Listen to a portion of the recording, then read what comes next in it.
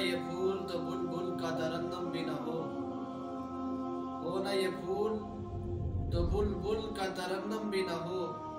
چمن نہر میں کلیوں کا تبسم بھی نہ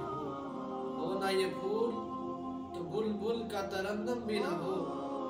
چمن نہر میں کلیوں کا تبسم بھی نہ ہو، یہ نہ ہو ساقی تو پھر میں بھی نہ ہو، ہم بھی نہ ہو، بزم توحید بھی دنیا میں نہ ہو، تم بھی نہ ہو، خیمہ افلاک کا استادہ اسی نام سے ہے، نبض ہستی تبش آمادہ اسی نام سے ہے۔ اقبال کلندر لاہوری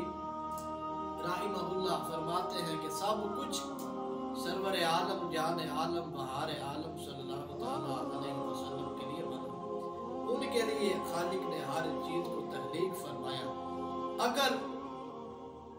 وہ اس روئے زمین پر نہ آتے تو حدیث قدسی ہے، اللہ پاک نے فرمایا اے آدم میں نے تجھے پیدا نہ کرتا، مفہوم اس کا کہ زمین بھی نہ ہوتی، آسمان بھی نہ ہوتا، چرند پرند لو قلم کرسی فرشتے، نہ آدم نہ جن نہ بشر، کوئی چیز روئے زمین پر نہ ہوتی اگر محمود علیہ السلام کو پیدا نہ کرنا ہوتا۔ آپ فرمایا کہ میں نے اپنا رب ہونا بھی ظاہر نہ کرنا تھا اگر اپنے محبوب کو کائنات میں نہ ملتا۔ سب کچھ حضور کے وسیلے سے، سب کچھ حضور کے توسل سے، حضور کے ذریعے سے۔ سیدی اعلیٰ حضرت فرماتے ہیں وہ جو نہ تھے تو کچھ نہ تھا،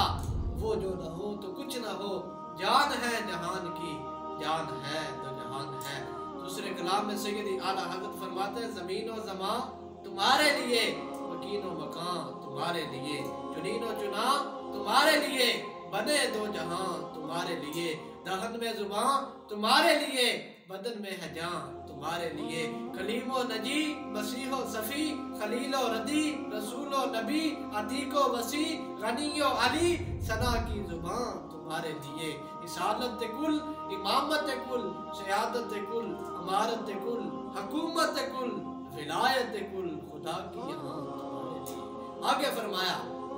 ابھی روئے زمین میں کوئی چیز نہ تھی۔ حضرت سیدنا زین العابدین رضی اللہ تعالی عنہ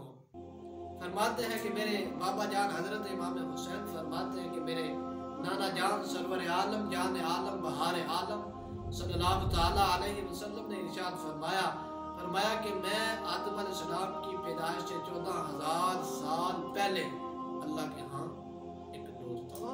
14,000 سال پہلے نور تھا۔ اس لیے تاجدار کھڑی حضور رومی کشمیر فرماتے ہیں نور محمد روشن تے آدم جد نہ ہویا،